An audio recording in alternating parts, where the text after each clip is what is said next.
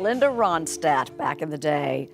And although illness has cruelly diminished her talent in recent years, Tracy Smith tells us the loyalty of her fans is as strong as ever. Well, it turned out I had Parkinson's disease, and of course with Parkinson's disease there's nothing wrong with the muscle, but there's no phone lines between your brain and the muscle, so you can't get the message to work. In 1979, backstage at the Troubadour in Los Angeles, chaos broke out when a young assistant rushed into the promoter's office shaken. Linda Ronstadt just stormed out of the green room, she announced. She was furious about a name on the performance list, not hers or the Eagles, but his. She glanced at it and left without a word. For years, no one knew what happened that night. Linda never explained, maintaining a composed public image without any scandals. But now, she's ready to speak up. In a rare moment of honesty, Linda Ronstadt reveals the 7 musicians she never forgave. Those who hurt her ego, challenged her artistry, and exposed the music industry's darker side. These revelations not only shed light on the personal struggles of a music icon, but also provide a unique perspective on the power dynamics and challenges within the music industry. These stories defined an era of rock and roll, marked by power struggles and fractured loyalties. Surprisingly, some names on that list were once her closest friends. First up, a drummer turned superstar who used her as a stepping stone and then discarded her. If you think you know who it is, think again. The drummer who got too big for his beat, Don Henley. Before the Eagles achieved their status as rock legends, Don Henley played the role of drummer and backup singer for Linda Ronstadt in the early 1970s. During this time, Ronstadt was a prominent figure in the music scene, performing to sold-out venues across the country, while Henley remained in the background, benefiting from the exposure her fame provided.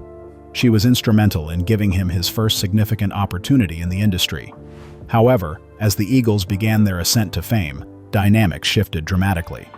Henley transitioned from a humble musician to a figure characterized by a growing ego, paralleling the band's rapid success. The Eagles, once the opening act for Ronstadt, started to navigate their newfound prominence with an air of confidence, particularly Henley, who began to disregard the woman who had initially supported his career. A critical incident occurred in 1975 at the Universal Amphitheater, where Henley made disparaging remarks about Ronstadt's musical direction, suggesting she should stick to covers and let real songwriters speak. This comment not only insulted her, but also disrespected her achievements in artistry, prompting Ronstadt to take immediate action by revoking his tour credentials, reflecting her zero tolerance for disrespect. In the aftermath, industry chatter emerged about Henley's unchecked arrogance, fueled by reports of erratic behavior, substance issues, and unkind comments made behind the scenes. Ultimately, what resonated most with Ronstadt was not simply the betrayal, but the deep-seated disrespect she felt. Moreover, Ronstadt's subsequent feud with a different artist did not remain a private affair. It unfolded publicly during a live performance, featuring elements such as an intoxicated frontman and a hijacked microphone, resulting in a moment of public humiliation that she would not forget. The night Jim Morrison crossed the line.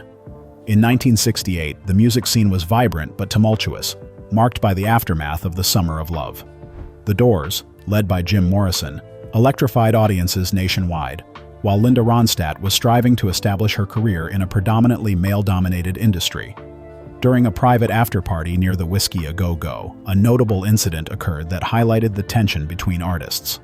As the evening unfolded, Morrison, already under the influence of alcohol, unexpectedly brought Linda on stage. In an impulsive moment, he attempted to kiss her, which Linda instinctively rebuffed.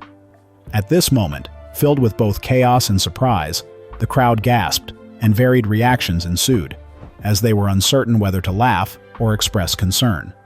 Though no footage of the event exists, it quickly became part of unofficial music lore, shared among those in the industry. Following the incident, Morrison did not offer any apology. Instead, he belittled Linda in a radio interview, labeling her as sweet but spineless and harmless, forgettable. Linda chose not to respond publicly to these remarks, but shared her true feelings within her close circle, describing Morrison as a brilliant wreck who poisoned everything around him. To her, Morrison represented the toxic masculinity prevalent in the music industry. This emotionally charged altercation was just one of many challenges Linda faced. Another significant betrayal came from an ally during a moment she believed to be one of solidarity, highlighting the complexities of navigating friendships and alliances in an industry rife with competition and power struggles. When protest turned personal, Neil Young. In 1976, a benefit concert for farm workers featured prominent rock artists, including Linda Ronstadt and Neil Young, who were known not only for their musical talents, but also for their strong convictions. While they seemed to be united for a common cause, backstage dynamics revealed underlying tensions. Neil Young dismissed Linda's artistic contributions, rejecting her suggestions for the setlist and criticizing her sound as too commercial. Moreover, after the concert, he made public statements suggesting that Linda wasn't built for protest, implying that she lacked authenticity in her activism. This incident was particularly hurtful for Linda, as it felt like a betrayal from someone she admired. As a result of these tensions, Linda decided never to share the stage with Neil Young again, expressing her disappointment by stating that his activism was loud in message, cruel in execution. The conflict escalated to a new level during a studio session, where Linda suffered a significant blow to her confidence due to a single, impactful remark made in the presence of other musicians. This encounter marked a turning point for her, not only in their relationship, but also in her artistic journey. When Genius Becomes Cruelty, Frank Zappa. In 1974, a notable meeting took place between Frank Zappa and Linda Ronstadt, two influential figures in the music industry. Zappa, known for his avant-garde and experimental rock style, was seen as a mad genius, while Ronstadt was rapidly rising in popularity as a genre-defying vocalist. Their collaboration held the potential to reshape musical boundaries. However, the partnership quickly deteriorated after just a few hours in the studio. Initially, Ronstadt expressed enthusiasm about recording one of Zappa's tracks. However, once they began working together, Zappa dismissed her creative input, criticizing her sound as too sanitized. He accused her of diluting his music, suggesting that she aimed to transform his raw artistry into commercial jingles. Tensions escalated during a live rehearsal when Zappa abruptly halted the session and publicly derided Ronstadt, stating, "This is what happens when you hand real music to a pop singer." This incident left the room in stunned silence, and Ronstadt chose not to engage in a confrontation. Instead, she quietly gathered her things and left, feeling humiliated and disheartened. Despite her silence on the matter in public, friends later recalled that Ronstadt described Zappa as brilliant but brutal, a mind she respected, but a man she could never trust again. While creative differences with challenging artists are not uncommon, Ronstadt later faced another betrayal from someone who had once been close to her, another trailblazer who turned against her at a critical moment. Laurel Canyon's fallout, David Crosby. In the vibrant atmosphere of Laurel Canyon, musicians Linda Ronstadt and David Crosby formed a significant partnership during the countercultural movement, characterized by live performances and a deep trust in their musical collaboration. Crosby's harmonies complemented Ronstadt's diverse vocal style, embodying the spirit of a transformative era. However, by 1978, their relationship began to fray after a disagreement during a vocal session over a key change Ronstadt requested. Crosby dismissed her, leading to heated exchanges that became public. He intensified the situation by criticizing her in Rolling Stone, claiming her success was due more to commercial forces than talent, which deeply hurt Ronstadt. Though she avoided public comments, Ronstadt took decisive action by banning any mention of Crosby among her band, removing his music from her set lists, and essentially erasing him from her professional life. To her, Crosby's actions represented a betrayal and a violation of their shared values. Privately, she viewed him as a cautionary tale of how fame and ego could corrupt even the most talented artists, reflecting the broader discord typical of the competitive music industry of that era.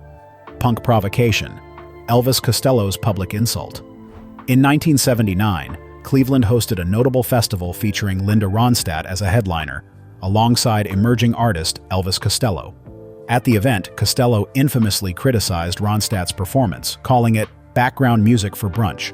This sparked media attention and controversy, especially when Ronstadt confronted him backstage and received further disrespect. The incident highlighted a shift in the music industry, with Costello representing an edgy, critical approach, contrasting with Ronstadt's emphasis on soulful connections. Additionally, a potential collaboration between Ronstadt and another artist failed due to personal conflicts, leading to an unspoken rivalry that overshadowed what could have been a fruitful partnership. Perfection or control, Paul Simon's cold dismissal. In 1982, there was excitement about a collaboration between songwriter Paul Simon and vocalist Linda Ronstadt, both well-known in their fields. During rehearsals, tensions arose. Simon often criticized Ronstadt's singing, interrupted her recordings with unnecessary suggestions, and rewrote lyrics without her permission. Ronstadt later said it felt like being scolded by a principal. The lack of chemistry turned what could have been a creative partnership into a struggle because of Simon's ego. This left their duet unfinished and unreleased. Ronstadt felt undervalued and decided never to work with Simon again. This story illustrates how personal relationships can influence artistic collaborations and reveals the deeper emotional struggles underlying an artist's public image. Why she kept it quiet all these years. Linda Ronstadt has maintained a private stance regarding her personal experiences in the music industry for many years, allowing her work to take center stage. Recent revelations she has shared focus on her journey through a challenging sector, characterized by egos, betrayals, and complex relationships, rather than seeking revenge. By finally opening up about these stories, Ronstadt aims to reveal her truth without disparaging others. This decision highlights the idea that true strength may sometimes lie not in the songs themselves, but in the courage to address silence and share one's experiences. What are your thoughts on the stories she has shared?